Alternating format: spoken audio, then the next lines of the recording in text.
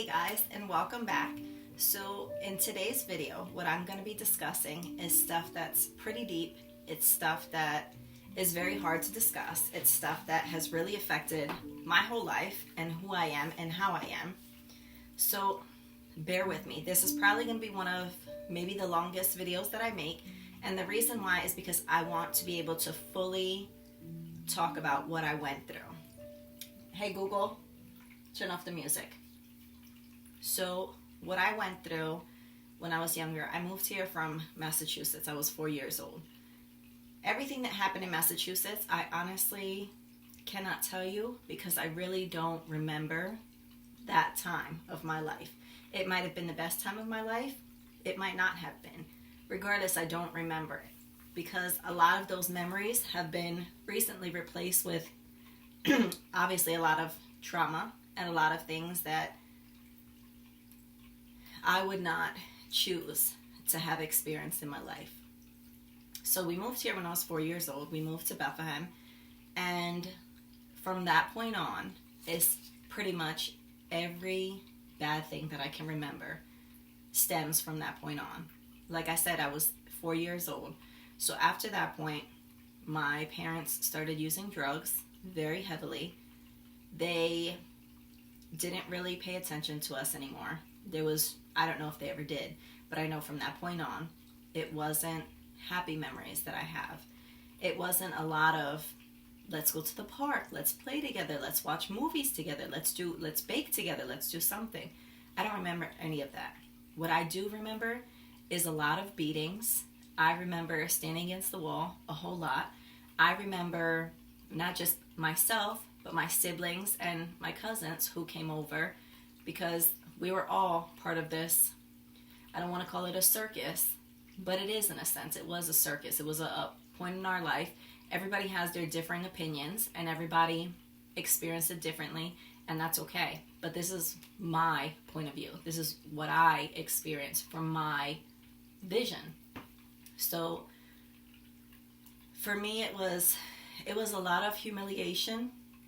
When we would get hit, it wasn't just that we would be spanked. It's one thing to spank your child. It's another thing to make them pull down their pants and assume the position where you have to lay over the bed and have your butt in the air. And then you would be beaten, whether it was by hand or by a belt or a sandal or whatever there was. You would be beaten so bad where you'd have marks on your bottom and it would be very hard to sit. There was times that I can remember trying to hide in the bathroom or anywhere that I could to escape this beating. Everything from this point on just was something that I would love to just forget, but I can't. This was my reality. There was a lot of just disrespect in every single way that you can possibly think of it. I remember as a kid, yes, I would play in the streets until the street lights came on. The reason why I did that is because I didn't want to be home. Sometimes I wasn't allowed to be home. Sometimes us kids were better off not seen or not heard. So we would go outside and just find something to do for hours and hours and hours outside. I don't remember a time where it's like, okay, come home, it's time to eat, or anything like that. Yes, it would be time to come home when the street lights came on to take a shower and go to bed because we had school the next day. Of course, we had to eat at some point. But if you ask me, I don't remember those meals because I was so traumatized by everything else that I experienced. I've recently just got a certification in trauma and recovery. The reason why I wanted to take that class is because there's a lot of things that I know I've carried from my past, and they have, I don't want to say shaped who I am, but they've played a huge part in who I am and how I am. And I wanted to understand better how to kind of reverse some of that. I can honestly say I present myself in a lot of ways that I'm not happy about. I don't want to be known as the bitch or the mean person. I don't want to be known as that person. I've gone through so many horrific things in my life that I've built up this wall, and I've chosen to not let people in, because letting people in means opening yourself up to get hurt. And that's something that I've experienced so often that I didn't want to experience it again. So I totally closed myself off to a lot of people, to a lot of experiences, just for that reason, because I didn't want to feel the pain. And going through the course that I took, I realized pretty much all of us, in some form or another, have experienced trauma. We may not refer to it as trauma, but there's things such as abandonment, which causes a form of trauma in your life. Sometimes you don't recognize it, and it's not having, whether it's a grandparent who used to always come around, or a mom or a dad or whoever it is, not having that person that you really felt close to and loved by and protected by and just appreciated, that person that you had that connection with, to not have them anymore in your life for whatever reason. Sometimes maybe it's them passing away, sometimes it's them just choosing to leave, sometimes it's them being physically present, but emotionally in every other way they're not present. So it's still a form of abandonment. These are all things I learned in this course. I never considered that really abandonment, but when you truly sit and think about it, it makes total sense.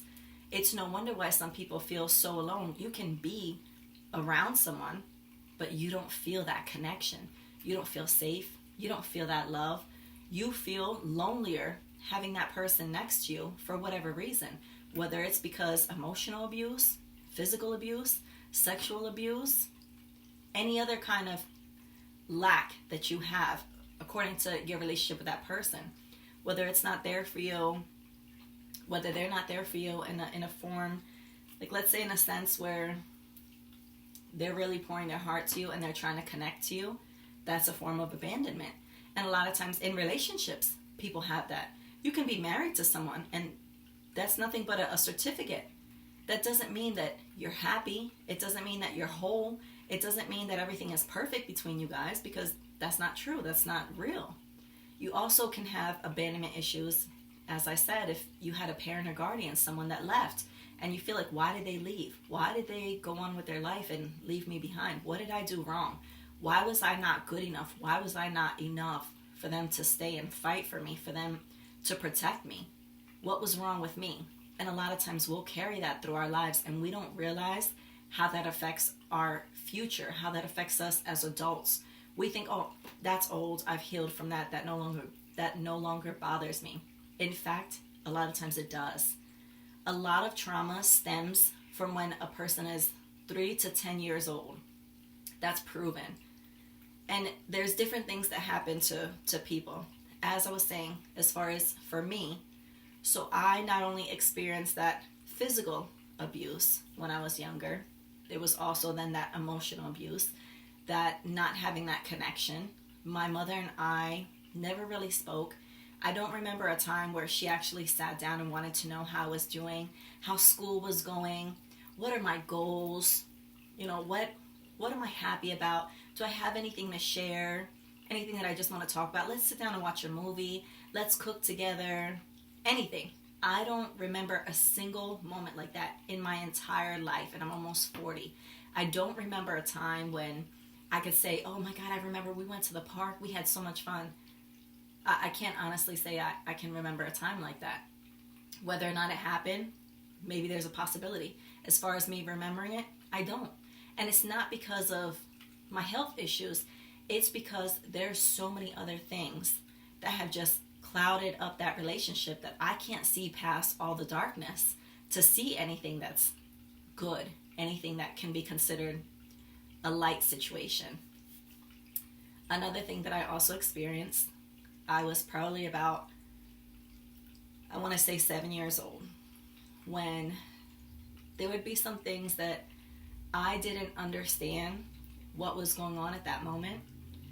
So my father would tell me that he was bigger than other men, and what he was referring to was his privates. And he would then stroke himself, and it was very weird. It made me feel uncomfortable, like, why are you telling me this? Why are you doing that? And he would tell me this is how daddies showed their daughters love. And because up to this point I've never really seen daddy-daughter love, I really had no comparison. And I wasn't allowed really at anybody else's house. We lived a life isolated from the world, because we would be beat all the time. We would not have food. It would be a week or more that I would go without showering. I would have, like I said, the same clothes on for like a week.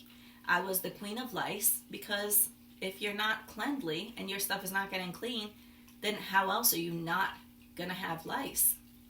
But these are things as a child I had to endure, because I didn't have that person who looked out for me. That person who said, this is not all right, this is not okay. And there's moments where my aunt and my grandmother would find out, and then they would take us, and maybe we would take a bath at their house, and they would buy us clothes.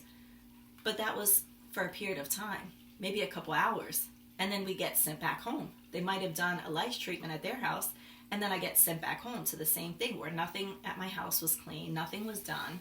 So I would end up getting it again. For me, I actually love going to school, because one is, it was an escape. So I would actually get to talk to people. I would have that social interaction. I would get a hot meal. That's fact. So I love being able to do that. It was also very embarrassing, because I always felt like there's something wrong with me. I don't fit in with these people. I'm not pretty like them. I'm not well-groomed like them. I'm not loved like them. I'm not taken care of like them. I'm not smart enough like them. And then I really started to develop a lot of insecurities.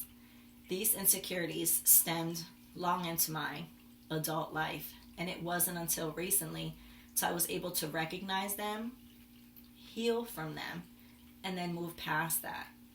A lot of those things, like I said, you don't realize how it truly affects your everyday life until you're living it, breathing it, walking in it every day. So our landlord that we had at the time, he would cook us some meals, because he knew that we wouldn't eat. He knew we didn't eat. He knew how my parents were. I would always see my mom leave. I'm like, oh, maybe she has a job. I mean, I don't know where she goes. I've never seen a paycheck or anything. I've never heard of her saying I'm going to work or anything. So I'm like, where does she go all day? She's gone all day long. So I went to my friend's house, who lived just up the street a little bit. She actually told me, she said, do you know your mom's a prostitute? What? No, she's not. What are you talking about? Yes, she is. She was like, come here, I want to show you something. So I went with her. We went up to the attic. We looked through the attic window, and we can see the alleyway there.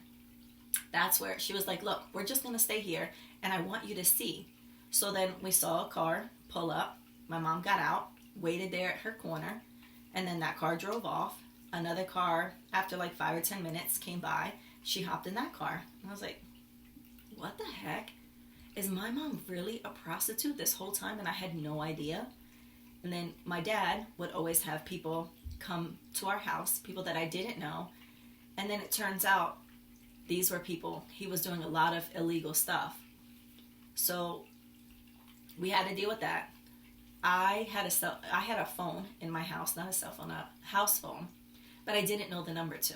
And I was not allowed to answer the phone. I was not allowed to touch the phone, which it never dawned on me. This is how I grew up. To me, this is normal.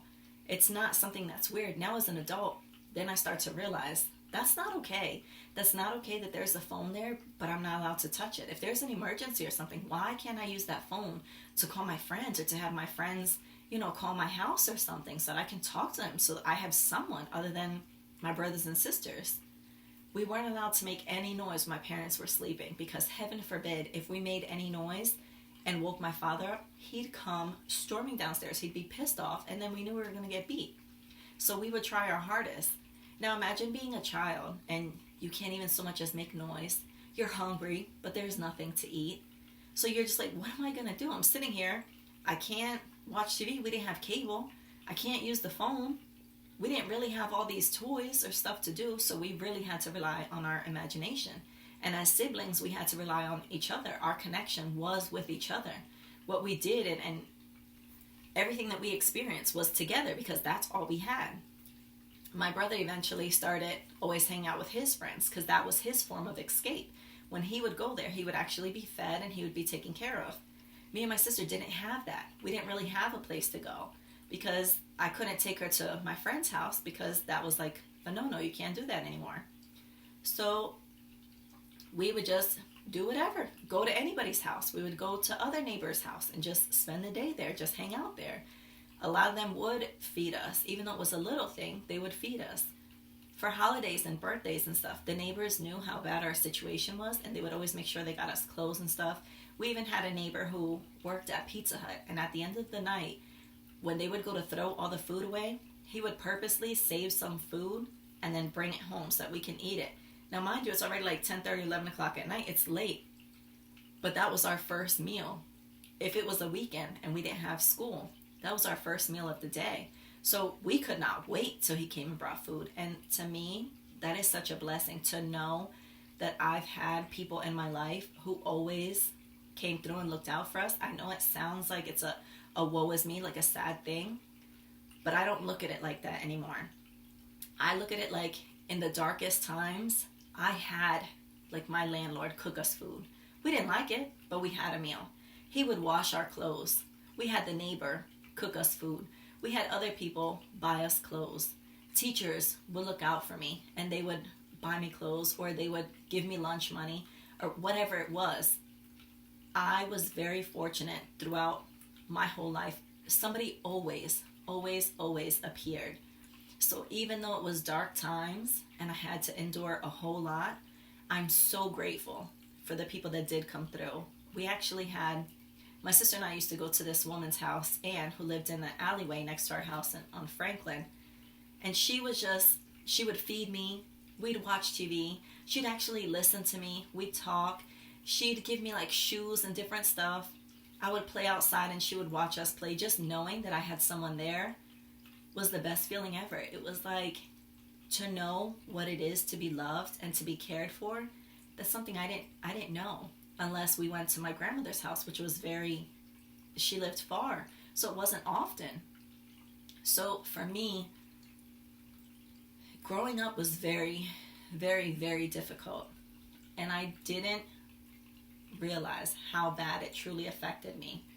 And like I said, in my adult life, there's things, even with my own children, I did not realize why for me it was so hard to hug them. I couldn't really hug my children. As a mom, what kind of mom does not want to hug their kids? How do you see that as not being a totally normal thing? When you come from such a traumatic background, you don't know what normal is. You don't recognize normal.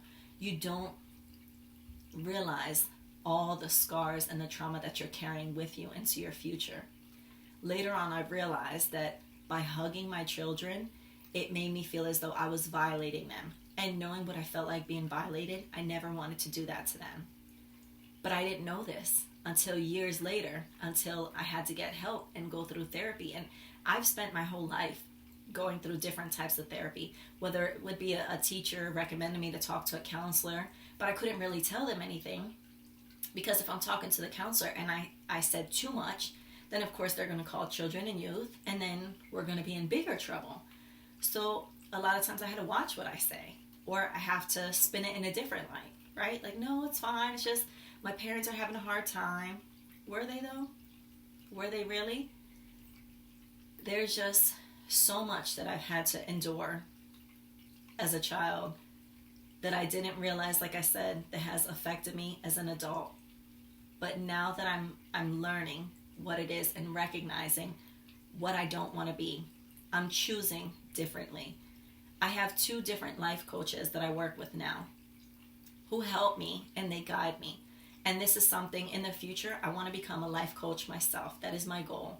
Because not realizing how sometimes we live our everyday life with all the trauma from the past, but we've never actually let it go. So as an adult, there's things that we do that we don't even know why we do them.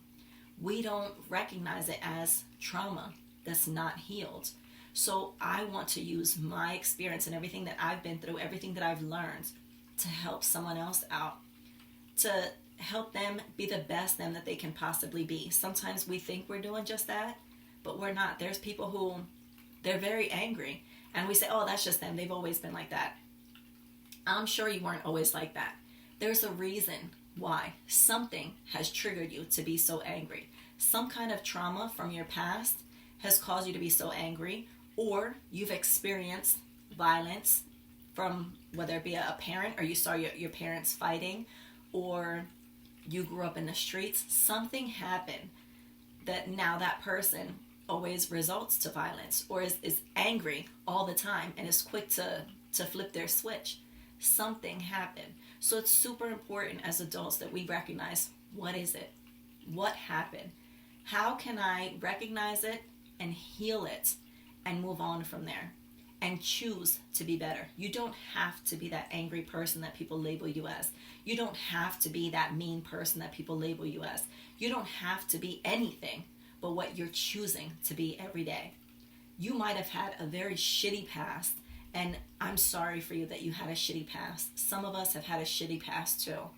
But what are you doing about it today? What are you doing about it to change your future so you're not carrying that pain anymore? So you're not carrying that sadness, that anger, that abandonment, that embarrassment, that shyness. So you're not carrying all these negative feelings around. What are you doing for you so that you can be the healthiest you that you can possibly be? Because one thing that most of us learn in the future is when you have a lot of negative things happening to you, a lot of that actually reverts into some kind of physical disease. It's carrying all this negative stuff, no matter what it is, and it reverts into some kind of physical disease. And a lot of times, like I said, we don't recognize what it is. Maybe we do recognize it, but we don't know what to do about it. We might consider it, this is just normal. This is how I am. This is how I've always been. I'm not changing for anyone. Sometimes it's just a matter of our pride. We need to get rid of our pride. Sometimes we're living in the past, and whatever situation we were in, we had to be this way. In my case, I had to be tough and I had to be closed off because I've experienced so many things. I had to stand up for myself and say, I'm not going to allow this anymore. I'm not doing this anymore. You are not going to control me. You are not going to violate me. You are not going to take my peace anymore. So I had to start standing up for myself. It took me a very, very long time to recognize this and to be able to do this. But at some point, I had to be able to do that for no one other than myself.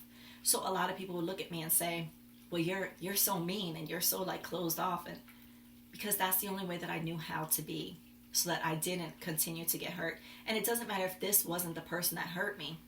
All I know is pain from those closest to me and those that loved me. So I made sure that I adopted this way, that I was gonna come off as someone who's very tough, I can take care of myself. I don't need you for anything.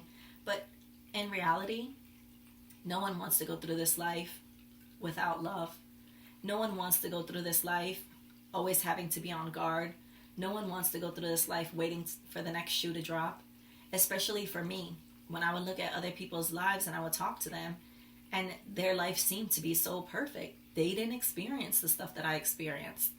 They don't know what it is to have to steal food just so that they can eat. I do. I had to do it. That is what my life consisted of. I had to steal so that I can have school supplies, because otherwise I wouldn't have them. There wasn't someone who was looking out for me and making sure that they bought me everything that I needed, making sure that I went to the dentist. The very first time I ever went to a dentist, I was 12 years old. That's the first time I ever went to a dentist. My parents, and I can't blame them for anything, this is all they knew how to do. I had the expectation that as a parent, when you have children, you need to do better. Regardless of what you went through, you need to do better. But they themselves went through a lot of trauma and they never healed from that. Therefore, instead of being different and presenting themselves differently, they were the same way or worse. They adopted worse things because they never healed from their own trauma. And this is why I beg you, if you are going through something like that, please, please, please seek help in any kind of form. I am very big on people seeking help because you need to heal you, like I said, so you can be your best self. Not just for you. It's for those that you love. It's for your kids. Me as a mom, I needed to do it for my children because I didn't realize things that I was doing to them. A mom not being able to hug their kids. That's weird. So in my mind, if you asked me, I was providing for them. I was the best mom. I worked. My kids lacked nothing. I was at their school affairs. I did everything I possibly could do for them. They can't say that they ever needed anything. But the one thing I lacked is love. That's the one thing I lacked. I didn't give them that love. Yes, I gave them material stuff. Yes, I gave them clothes and I provided for them. That's not love. That was my duty as their mother. They did not ask to be in this world. I brought them into this world. So that's my job. But the one thing that they did need from me, the love aspect, is the one thing that I didn't provide for them, because I didn't recognize what I was doing was not love. I thought, well, there are different forms of love. I'm providing for you. That's my form of love. The difference is, like I said, there's different forms of love. So sometimes people need that affection. They need that hug, that kiss. Sometimes people want that material. Sometimes everybody needs something different, whatever it is. Sometimes love looks totally different for them, and it's sitting down and talking to them or listening to them talk. It's, even writing a letter, writing a heartfelt letter to them and expressing how you feel. That was something I was so good at doing.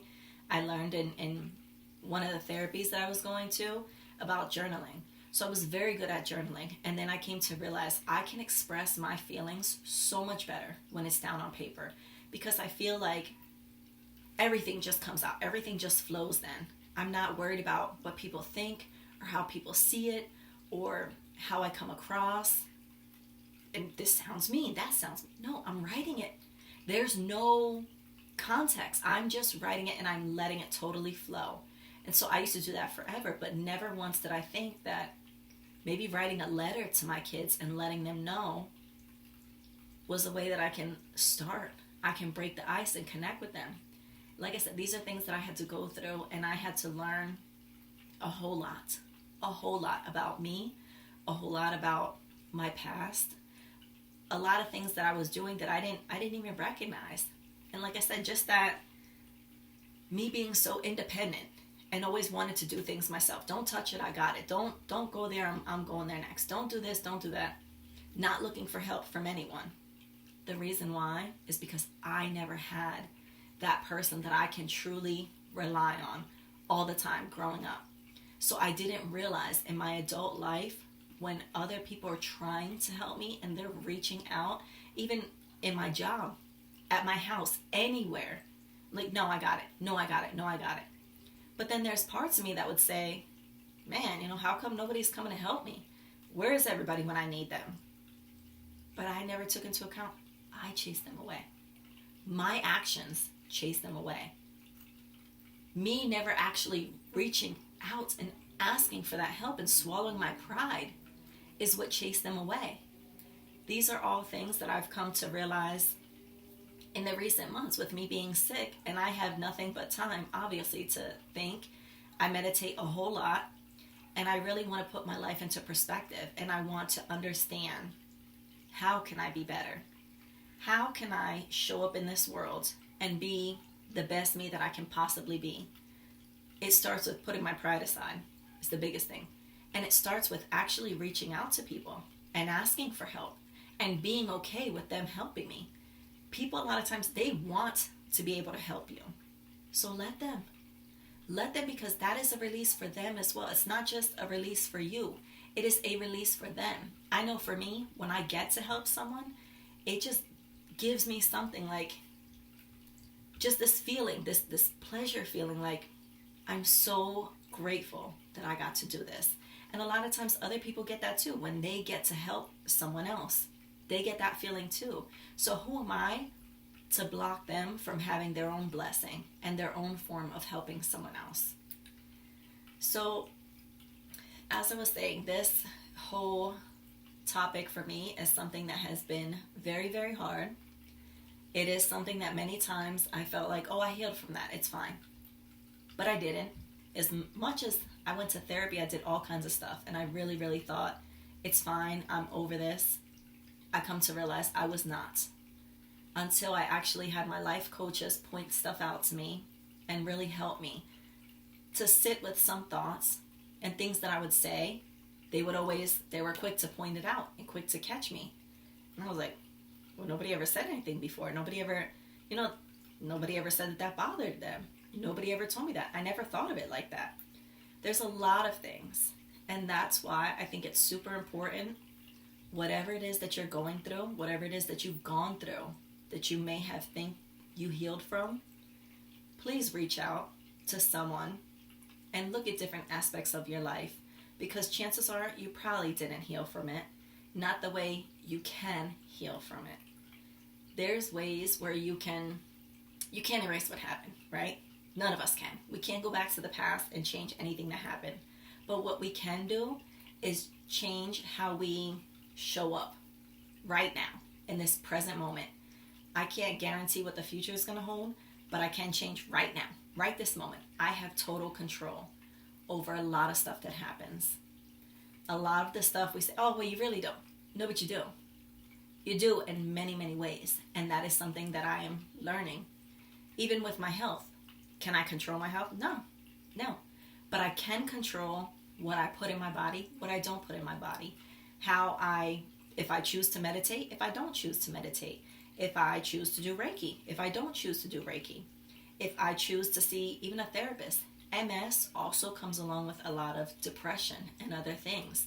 Obviously, your body's changing. It's almost like you're losing control to yourself. So for me, it's very important that mentally I'm also staying focused and I'm also staying as in control as I can possibly be. Like I said, I can't control everything, but there are a lot of things that I absolutely can control. So it's super vital for all of us to control what we can in a healthy way, though. Not that we want to be in control of everything, not in that way, but in a healthy way that we're no longer carrying hurt from the past into our present or into our future. That we can be loving. We don't have to allow what happened to us before to affect how we show up today. I don't have to be this mean person. I can choose to be a mean person if I want to, but I don't have to be that because it doesn't make me feel good. And those people are no longer able to hurt me in any way, shape, or form. My past is my past, and that's where it is. It's gone, it's done. So there is no need for me to keep dwelling on it and allowing it to take that space in my life, to take my peace, to take my joy, to take anything from me. Only I can determine if I'm going to allow it to keep doing that. Only you can determine if you're going to allow a lot of stuff to take your peace, to take your joy, to take anything from you that's positive, that's meant for your highest good. So I thank you guys so much for listening, and I truly, truly appreciate you. And everything that I said in this video, like I said, there's going to be a lot of backlash, I can imagine. People are going to have their own opinions, and that's okay. I'm at a healthy place in my life where your opinion, I don't allow it to control my life in any way, shape, or form. You're allowed to have your opinion. You're allowed to say your piece. Just know I send with love and light, and anything negative that comes towards me, I send it back to the sender. I'm not accepting it. I will not take it because I don't need to. So I thank you guys again for listening to me. Blessings, everyone.